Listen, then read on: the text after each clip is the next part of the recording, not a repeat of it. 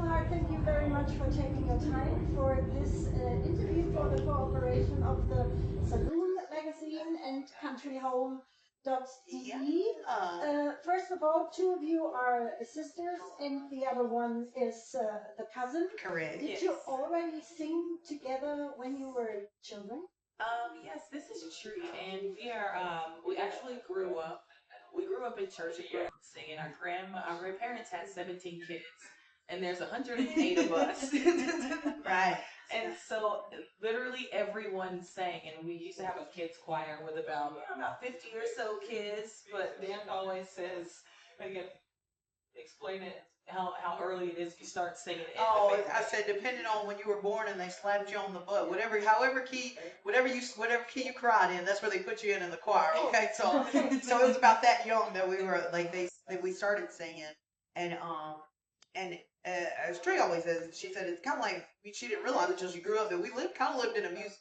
Because no matter what it was, if it was birthdays, anniversaries, divorces, like you named it, we were there. Everybody was singing. My Aunt Ann, she would pull out a piano and she would start playing, and everybody would start singing. So it was always music all the time. So it was just what we did.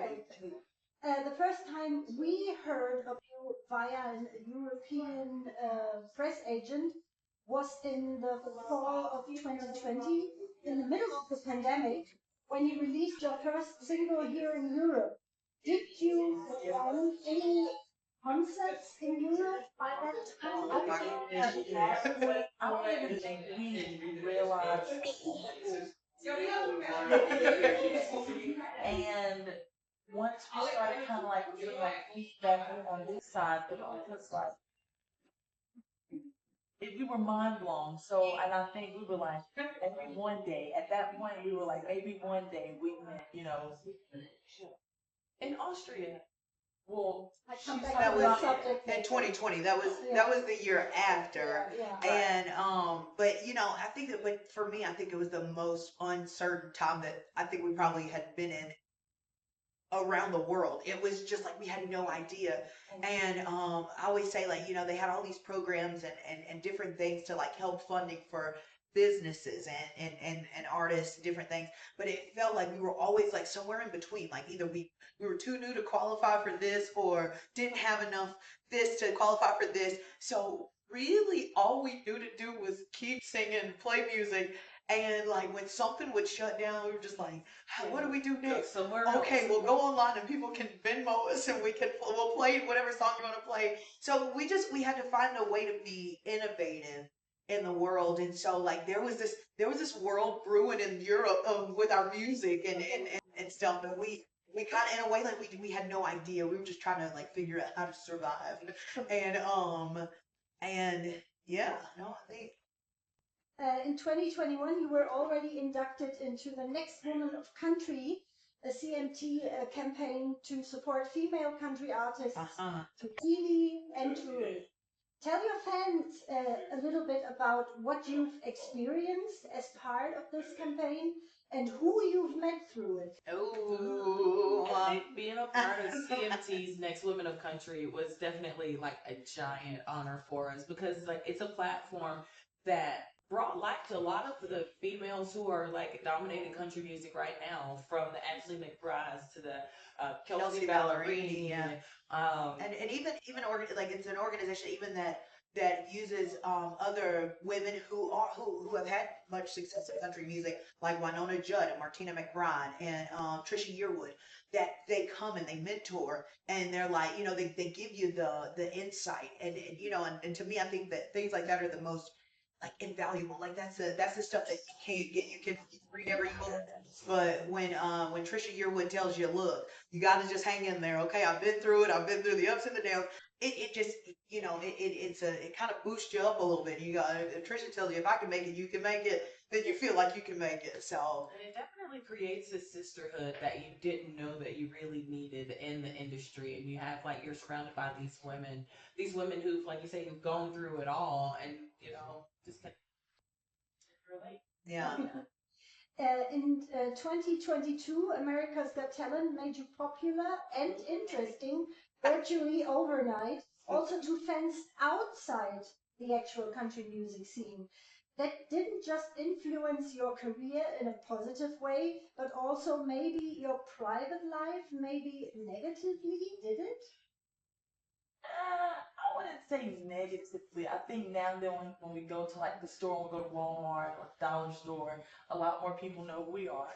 So we're usually taking pictures and stuff like that. But we, I don't, I don't think negatively overall. And I feel like our fans are such a special kind of people. Like even if other people decide to be negative or decide to be rude or mean to us, our fans will probably jump on them before we do. And I feel like it's created like this giant international crazy family. And you see people from all over the world, all over the states getting together and just coming together and having a great time. And I don't think I've seen the negative side of it yet. Well, and, I think that I guess if you in the private life. Oh, private. Yeah. I will say though, maybe I feel like maybe this is a cross between professional and private.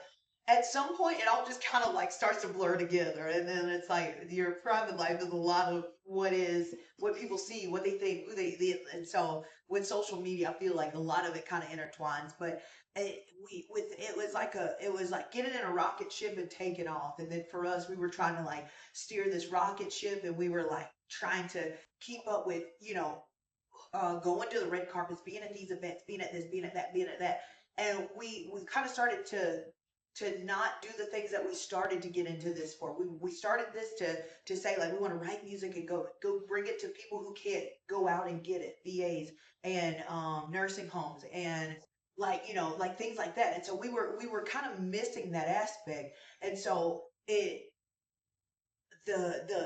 rocket ship made us kind of take a minute and go, okay, so let's slow down a little bit. Like, let's pace this thing at our pace. And, we'll write songs, we'll put out albums, we'll tour, we will go see the world, but we can't forget why we started this. And I think that was such and I don't even know if that's a negative thing, but that was one of the things that we had to like sit down and go, wait a minute, we can get lost in the sauce, we can get lost in the kind of like fame of it all. But if we're not remembering why we started this, and if we're not being true to why we started this, sometimes you gotta gut check yourself and say, hey, are you doing what you set out to do? And so that was the thing for us. You've reached fifth place in the 17th season of America's Got Talent. We actually have a similar form of TV show here in Germany. Really? After that, there came the so-called Fantasy League. Can you describe to the European fans the difference between the actual America's Got Talent and the Fantasy League? Well, America's Got Talent, it's a competition, kind of variety show. But Fantasy League, it's like the stakes are completely different because first of all, they have teams. So you're not competing as an individual act or an individual group. Each of the judges, they have a team of favorite acts from the entire history of America's Got Talent. We had some people from like Britain's Got Talent, Mongolia's Got Talent, from all of the Got Talent franchises. They picked their favorites, and then like we were Team Simon going against the other teams, and I kind of feel like the pressure. It's not as much pressure because like there's like a different kind of camaraderie with like the other acts and that are on our team. But I think the big difference is that the America's Got Talent is you go to audition and you're selected, and Fantasy League is fan voted. So the fans go and they vote from all of their favorite seasons who they want to see back, who they want to compete. And so it felt so good for people to be like, we want to see Tribal Hart back again. And we were like, yes. So that was really exciting to know that people loved us. Even sometimes it felt like I think we felt a bit like we failed or we were defeated, coming in fifth place. But being voted back by the fans really kind of reboosted us a little bit. And I think one of our favorite parts about the Fantasy League aspect of it is we had the judges were actually our mentors. So Simon, he had even invited us out to his house and, give us pointers and tips to keep on moving forward in the industry. Only a few country fans in Europe know that you were already making music before the Chapel Hart days. 2019, I think, for example, you were announced as Hyperfly at the New Orleans Festival in Innsbruck in Austria. Yes. But I think you actually performed there as Chapel Hart in the end. Is that correct? Yes, and it's funny because it all kind of happened like during a transitional time, because when we were in New Orleans, we were Hyperfly, we were a cover band. And we sang a little bit of everything from Johnny Cash to Elton John and everything in between. And she said, Johnny Cash, Elton John, and Lil Jon, you name it. all It was Johns. just like, it was John like an Bon iPod Jovi. shuffle of things. And one of the professors from the University of Innsbruck, he was in New Orleans, and he started coming to our shows regularly. And he's like, I love your music. I love what you do. And it was just, we were just reaching that point to was we want to take our career seriously. So we're going to have to start writing original music and singing the songs that kind of like mean the most to us. And growing up in South Mississippi, it was always country music. And so we were just like right at that transitional stage deciding, okay, like we need to come up with a name. We're gonna do this as an actual original band. But it had already been in works with Austria. Coffee kind of got me. She got a frog in there.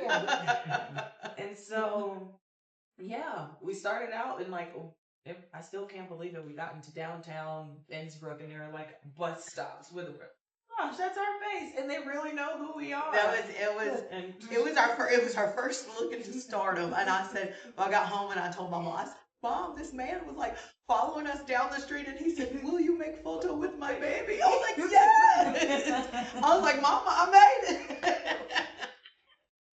Your first album, Out the Mud, was first released under the old name Hyperfly, and then later, once more under Chapel Hart. Did you already write your own songs back then?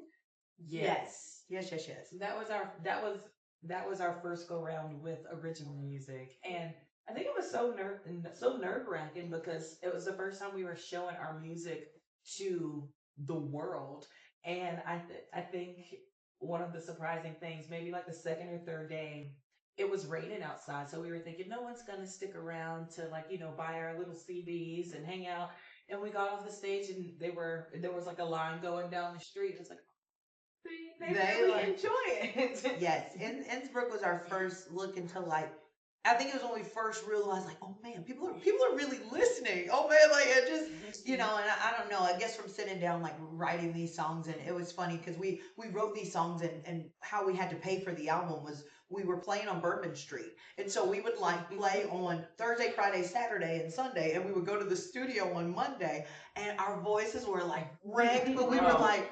No, we're ready. One more song. Yes. And then we were playing long shows on Bourbon. I think our sets were 5 or 6 hours. It was probably about 4 hours. So we started out. We would go straight through, and it was we always felt like the break would it killed the momentum. Okay. And but there were some days when our voices really needed a rest, we might do a break and just kind of break it into 2 sets. But a lot of times we were just let's roll, let's go. So these days you write so much own material that your album Glory Days from 2023 contains no cover songs, only self-penned material. Are there already plans for a new album? I was just gonna say we're always writing, we're always listening, we're always hearing songs that people are I hear this so we're it's always music in our world, and usually at some point one of those times we're oh, this is what we want to say, this is the album. So yes and no. So we got to get our Christmas baby out first, but we are writing right now for another album, or just to be writing. And we have more songs that haven't even been released, but you have to find that right body of work to stick them all inside of, and we've got some goodies coming.